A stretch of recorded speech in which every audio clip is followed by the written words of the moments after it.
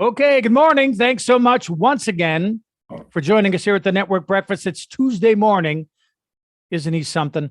And we're going to talk about a pertinent subject, competition, and you're going to have to deal with it.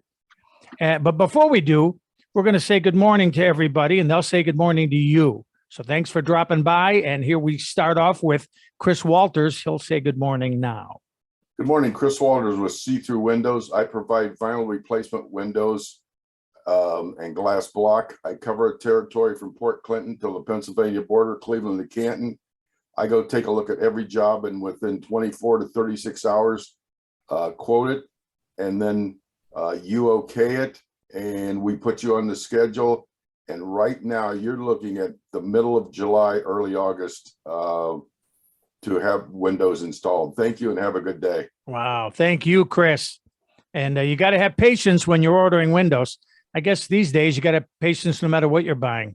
So we're going to say good morning to Jeff Hexter, and he'll be addressing us thusly. My wife's the physician. She's the one with the patience. She just puts up with me. I'm Jeff Hexter with Always Keep Computing. I work with professionals working from home who suffer from the problems that they have with Wi-Fi, printers that aren't printing, emails that were working yesterday and now aren't. And just this week, I had a client that has ordered some new Apple hardware. And if you order custom Apple hardware right now, it's going to be months before it will arrive. Just keep that in mind if you needed a Mac Studio or one of their new iMacs with more storage than they normally order them with. Jeff Hexter, Always Keep Computing. We pull out our hair so you don't have to. Great. Thank you, Jeff. Thanks for dropping by.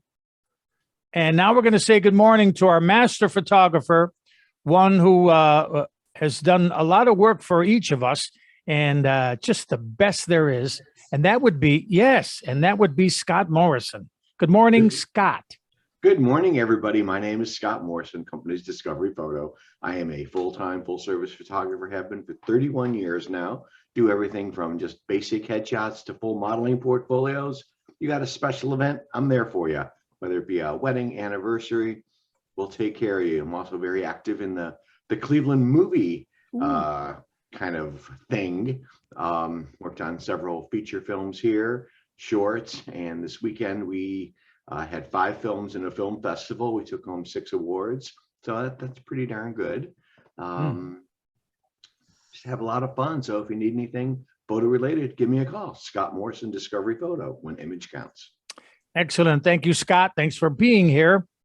And now we'd like to say good morning to Mike Bentley. We're so special guest, Mike Bentley, today. Good morning, Mike.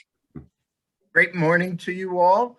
And I am an insurance professional that has experience in Medicare, individual coverage, and small group coverage.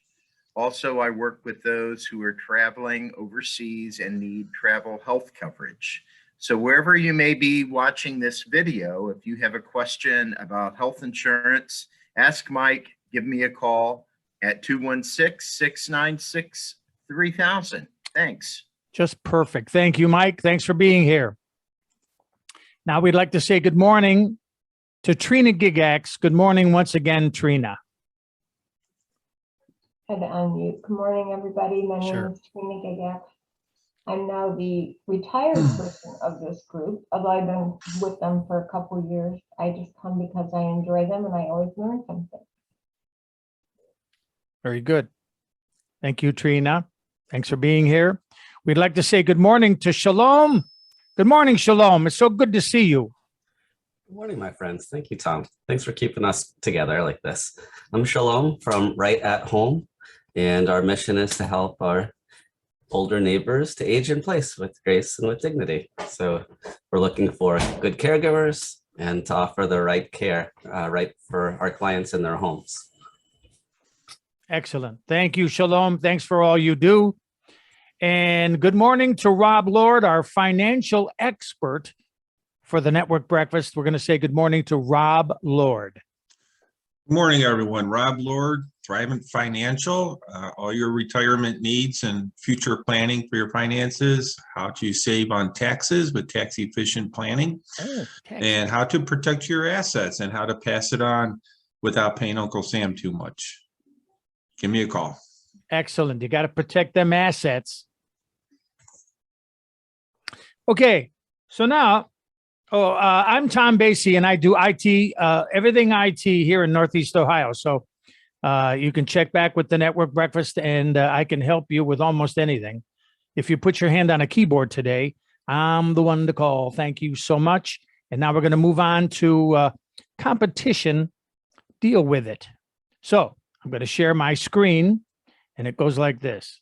A 1, 2, a 1. No. Here. There it is. Competition, deal with it. No matter how hard you wish it away, your competition isn't going anywhere. Maybe you've heard people say, I've heard people say, this would be a great business if it weren't for the competition. Well, you know what? That's going to be the way. So let's see how we're going to deal with it. Unfortunately, the existence of every industry, every business, and every sales position, what the competition does or does not do can make a dramatic impact upon a company and a salesperson. No matter how hard you wish, you are not going to be able to make the competition go away. While we can't change the competition, we certainly are responsible for our attitudes and behaviors toward the competition. What we say and how we act upon can have a daily bearing on our bottom lines. An appropriate attitude and a set of practices for dealing with the competition should be an essential part of every salesperson's repertoire. This article is an attempt to describe some of the salient parts of that mindset. Number 1, respect the competition. Speaking badly about the competition, looking down on them, finding fault with them, and disparaging them are all common behaviors that I can see frequently among the companies with whom I work. It is easy enough to understand why. In sales meetings, we are constantly told how our products stack up against the competition. What makes our service superior? Why our people are more experienced and more knowledgeable than theirs, etc., and etc. One of these observations is this. There is usually some degree of truth in the details of these elements. Your hot new product may have several features that your competitors does not have. For example, however, in a big picture, your competitor offers a sound business option to your customers, while your new product contains some features that your competitors does not. His product probably contains some features that your product doesn't contain. And while you claim your service to be superior, so does he. From the 10,000-foot high perspective, if your competitors are as flawed as you think they are, they wouldn't be in business, and your customers wouldn't be buying from them. In all likelihood, your competition is made up of educated, committed people who are trying just as hard as you are to be a viable option to your customers. So, bury those attitudes of superiority and cast off that disdain for the competition. If your customers didn't think they presented a viable option, they wouldn't be buying from them. Number 2, don't believe everything you hear. We occasionally hear comments from our customers with complaints about the competition or stories of how they messed up on some project. This, of course, contributes to our national tendency towards smugness by confirming our views. Let's take all of that with a healthy degree of skepticism. Understand that the people who share that information with us are typically those customers with whom we have the best relationship, those that we consider our friends. What we see as confidential information about the competition's weaknesses may just be a natural human inclination to tell us what they believe we want to hear. Our friends want to find some common ground with us, and our animosity toward the competition provides potentially productive soil to plow. It's been an observation that many of those customers who are reporting on the flaws in the competition to you are reporting on your flaws to them. Don't view everything you hear as 100% accurate. Number 3, don't speak badly about the competition, ever. Disparaging the competition, speaking badly about the company or the individual salespeople, using little innuendos and side comments, all of this says more about us to our customers than it does about the competitors to whom we are referring. It reveals us as small-minded, petty, smug, and far more interested in ourselves than we are in our customers. It is reminiscent of the principle behind the oft-quoted passage from the Sermon on the Mount. Why do you look at the speck of sawdust in your brother's eye and pay no attention to the plank in your own eye? This is something I learned the hard way. And one of the most embarrassing incidents in my tenure as a salesperson. I was selling a piece of capital equipment representing a product line that was 35% more expensive than the competition. However, the additional cost was justified in a far superior product. The competition had been experiencing a problem with one component of their system. The batteries easily work loose and disconnected. They solved that problem by using a rubber band to provide additional tension on the battery and keep it from jiggling loose. I pointed that out to my potential customer, asking them how comfortable they felt with a product that was held together with a rubber band. My customer's response: "Do you know what I don't like about you?" she asked. I was floored and speechless.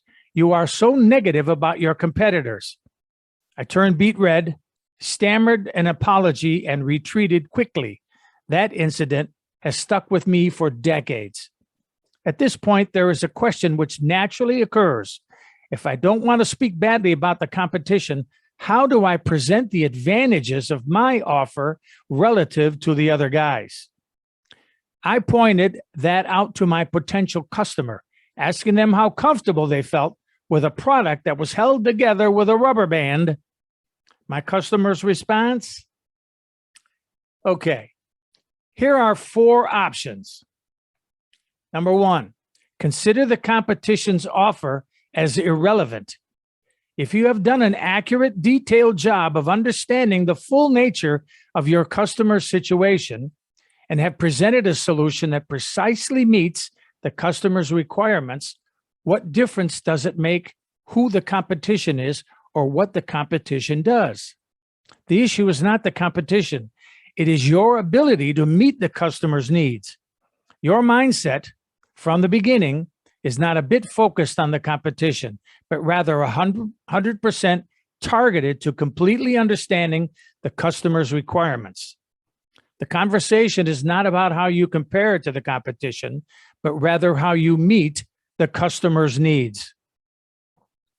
Obviously, this approach is not for every selling situation. It requires a commitment on the part of the salesperson to spend time with the customer in order to fully understand his needs. It assumes that you have the ability to shape an offer that meets the customer's needs, and it requires a more professional self-image on the part of the salesperson who sees himself or herself as a consultant to the customer. If your routine is limited to asking for the technical specifications, then quoting prices, this approach is going to be outside of your reach. Here's number 2 of the 4 options. Speak in generalized, not specific terms. It is more effective and more professional to speak in general terms about the class of competitor than it is to speak specifically about a particular company or person. For example, if you want to make the point that you favorably compare to X company, that national competitor, say something like this: generally, large national companies are more concerned about their own financial performance than they are the needs of the local customers. Since we're local and family owned, we highly value every customer, and that translates itself into more personal and responsive service. Notice, you didn't talk about the competitor, you talked about national companies, a general class of competition. This generalizing the references to the competition provides you a means of pointing out your distinctiveness without being negative about your specific competitors. Here's number 3 out of the 4. Use questions, not statements. It is far more effective to put questions in the customer's mind that he or she should ask about the competition than it is for you to make statements about the competition.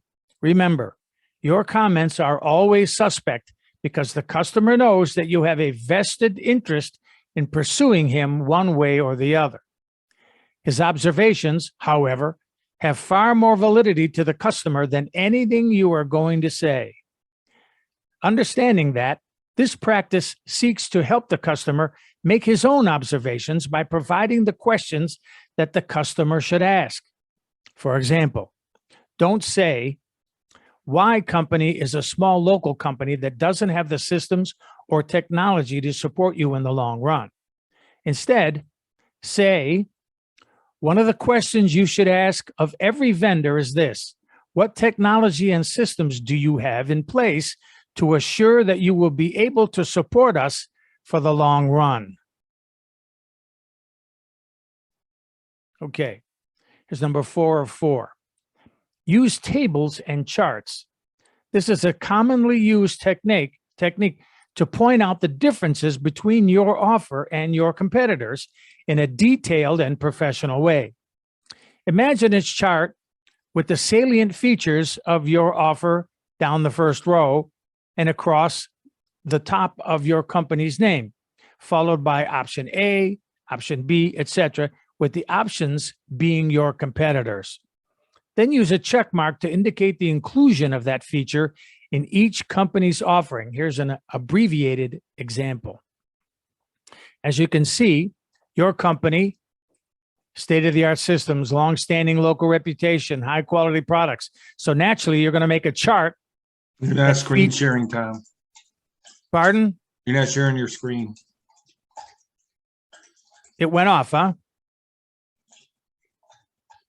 Yeah, I haven't seen a screen share the whole presentation. I shared this. You don't see that? No.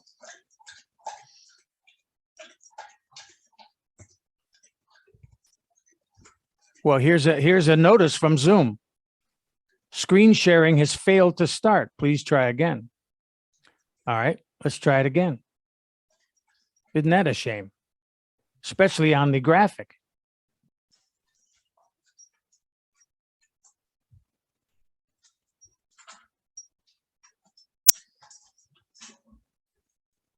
Okay.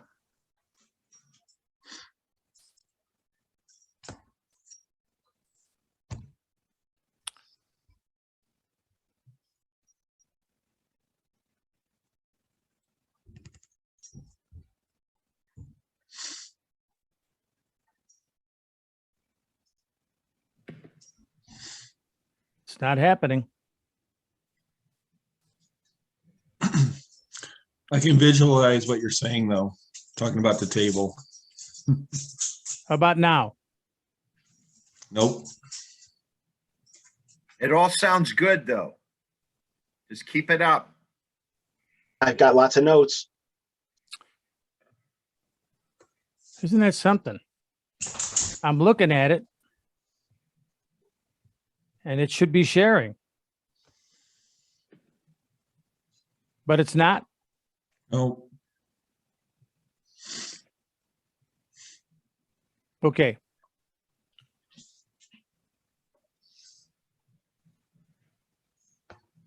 Okay.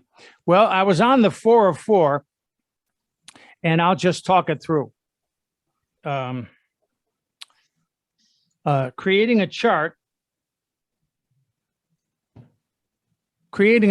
that has everything that you do right and everything that your company does listed so that you can create a column of check marks, and then option A and option B would be next to it. It looks like a spreadsheet, and it's hit or miss with theirs. To list all the things that you can do and have it a solid list of check marks, and then option A, which is another company, option B, another company. It's maybe yes, maybe no. It'd be great if you could see it. This kind of chart, this can be a highly effective way to point out the differences between your offer and the competitors. In addition to the detail that it presents, the document itself is often prepared by your company, not by you personally. That means that you are one step removed from being the source of this information. The problem with this approach, of course, is that the source of the information is your company, and you are always suspect. Regardless of which one or combination of these approaches work for you, the discipline to deal with the competition in a professional manner is one of the hallmarks of the best salespeople. Every salesperson should think through and decide on an approach that best fits you. And after all, we are all salesmen. We may sell ourselves and then a product. But nevertheless, I'm not sure why the screen sharing failed, because it was showing me that it was shared. So let's open that again and just see if I could just go through there. And I'll hit it again.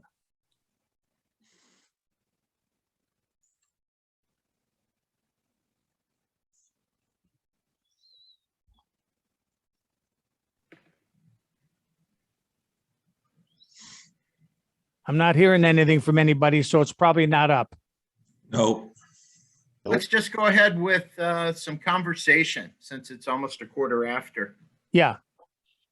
So, Don't all start at once, right? yeah, too bad. Well, But nevertheless, I've always appreciated a saying that says, learn from your competition. No one has a monopoly on good ideas or bad ideas. Learn from your competition. No one has a monopoly on good ideas or bad ideas. And even 15, 20 years ago in my career, I was so competitive that I did not like going to seminars and functions with my competition there. I didn't like the idea of sitting around a table and having to face someone who's trying to steal my customers. And, so I avoided golf outings or free events or seminars because I thought, well, while they're having a good time, I'm going to be selling. I'm going to be a leg up on them. But when I did lose some group clients, I had to step back and take a hard look at why I lost them. What did they do or offer that I didn't offer? So the whole little saying, learn from the competition. No one has a monopoly on good ideas or bad ideas rings true. And I'm going to be spending 3 hours today with my competition at an event at the Rock and Roll Hall of Fame today. So I'm going to be rubbing shoulders with those trying to take my business, but hopefully in some of my one-on-one discussions, I'm going to learn some things from those who are my competitors. okay, so what changed in you that allowed you to now hobnob with competitors, whereas early on, you mentioned that you felt competitive, but what really changed in you that allows you now to be comfortable? Could it be just your success? I think partly my success and on the back nine of my career instead of the front nine of my career, Yeah. I see how things work out in the end. You just do what's right in behalf of your prospect or your client, and things seem to ultimately work out. You know, 20 years ago, I'm extremely aggressive in trying to build my book of business. Now I've learned that I don't have to market and be aggressive. I just have to be myself and treat people right, be available. And, you know, the old saying, I think it's the Warren Buffett saying, price is what you pay, value is what you receive. That's what you get. But learning from competition. So for example, if I was solely an insurance agent doing home and auto, PNC, I think there's a great lesson to be learned without naming the national company that's been in the news in the past 24 hours. You can look it up, of a very well-known PNC company that was exposed for a partnership with an entity, which has now caused thousands of their clients to cancel their coverage. So what's the lesson to be learned? You know, you learn good, you learn bad. Be careful in your alliances in this woke society in which we live. Yeah. Absolutely. Also, being not criticizing your competitors, I think, goes a long way. You never disparage. Also, being a person that other people can get along with. So not only are you good at what you do, but you're approachable, you're easy to get along with. That's a big part of it, especially in my industry, in Jeff's industry. Those that know this stuff treat people that don't know this stuff like they're looking down on them. How, you know, they rump in that, how come you don't know that? And my analogy always was when I'm with a customer and they say, gee, you know, I could never do what you do. And I say, I know where the key goes on my car, and I know how to use that, and I know what letter to put it in. Past that, I got to ask somebody else. And that somebody else happens to be me helping you this time. And the analogy goes a long way to relieving their tensions and not having to know everything there is to know. When you ask somebody that's knowledgeable, you ask Jeff. Jeff knows probably everything there is to know about a PC and all the letters and the numbers. And yes, it's a burden to bear, but you're going to bear it. So that when the time comes and you need something, you need somebody you can get along with and somebody that knows what they're doing. Look at our group here, how we get along, and yet we produce. Do we know a better photographer than Scott Morrison? No, we don't. And yet he's a wonderful human being, a wonderful father, a wonderful guy. He's a wonderful member of our little group here. Couple those two things together and that's success. Absolutely. Mike said it best. Look at Chris Walters has generated a business that other people would cut their arms off to have. And it's because that he gets along with folks. He puts the customers first and he has a great product. Can't miss that. Rob Lord, a successful police officer for 26 years. He's changed careers and brought that success with him. Same thing with Shalom, who happens to be on the phone talking with his mother-in-law about, well, I won't go into it. And okay. And I was going to say, you don't want to burn bridges too, because in any of the businesses, it could be later on, if something happens to that person, then they've connected with you, even as a competitor, they may want to turn their customers over to you. Yes. Yeah, it So you wanna doesn't. keep those relationships good. Right. When somebody moves on to another, there's no reason why you should burn your bridges. Don't start disparaging a customer that's moved on to somebody else, because who knows? It's just like managers in baseball. They get hired to get fired.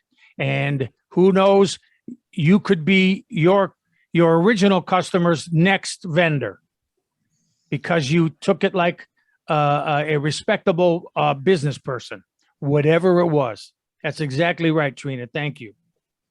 I wanted to answer a question that you started to ask, Tom. So when we were opening our business, I really gained from my competitors. So I'm gonna share sort of like three phases in our business a little bit. And the first was I was looking to model our activity with the things that I saw really being making a difference for their clients. So I was, primarily in learning mode, and then my second stage was more so trying to help some of my other competitors who are newer coming after us, trying to, share what's working for us. I mean, we're in a service where there's lots of folks who need care, and none of us can help everybody. I don't even try. I just try to help a few people well. And so I totally depend on having good competitors. So important. So that was the second stage where we're kind of, seeing one, learning, then teaching one. And then I think we're partially, and we're always going back and forth, but I guess we're in a phase now where we're kind of like trying to look broader or more globally at our industry. Like, are there things that as an industry that we can do to improve? So not just on the local level. So that's some of the work we've been doing, for example, in Columbus, and we're looking at bringing increasing professionalism into our industry. So we'll see. We've never had, for example, many local laws impacting how we're doing. It was more instead of national laws. So we're looking at more and everybody says regulations are bad, but we're looking to be more consistent and professional as an industry, because anytime you see, for example, a caregiver, like God forbid, stealing something from somebody's house, gives all of us a black eye. Thank God I haven't had that, but we're trying to do more self-policing in terms of our, our little, niche of what we do for seniors in their homes. Hey, Shalom, check your Yes, sir. chat. I sent you a question a little bit earlier, so. Thank you. Excellent comment, Shalom. And I think Shalom typifies the kind of person you need to be to have people that are willing to work. Many Americans have chosen not to work, and I'm not sure what's happened, but to get employees, you have to be even-tempered. You also have to be friendly to new customers. You can't just, even if you are put upon, you can't act like that. Every customer deserves your attention and your best effort. And I know that all of us think that each customer deserves our best effort. Whether it's Chris and his windows and his installers, or Jeff at Jack's Deli, he helps folks. You just bring in your tablet or your phone or your computer or whatever, and he's going to look at it so that everyone that he knows gets his best effort. And I know that. So does Scott. He doesn't put out stuff that he wouldn't be proud of. And everybody that knows him that I've dealt with reveres Scott as one of the best there is. No question. Yeah. Oh, absolutely. Amen. And I think Mike falls into that category. Chris does. Trina does. Jeff does. Shalom has proved that he does. And our own Rob Lord has certainly proven that in his years of service, which we want to thank him for. This past week was National Police Week. We thank Rob for his 26 years of service as a respected police officer. So I think at that point, we're going to wrap it up for this Tuesday morning. Thank you so much, Chris, Jeff, Scott, Mike, Trina, Rob, and Shalom. Thanks. We'll see you next Tuesday morning, and we'll all be right back here and waiting for you. Thanks. And don't forget, subscribe and click the bell. Thank you, and have a great week. Bye.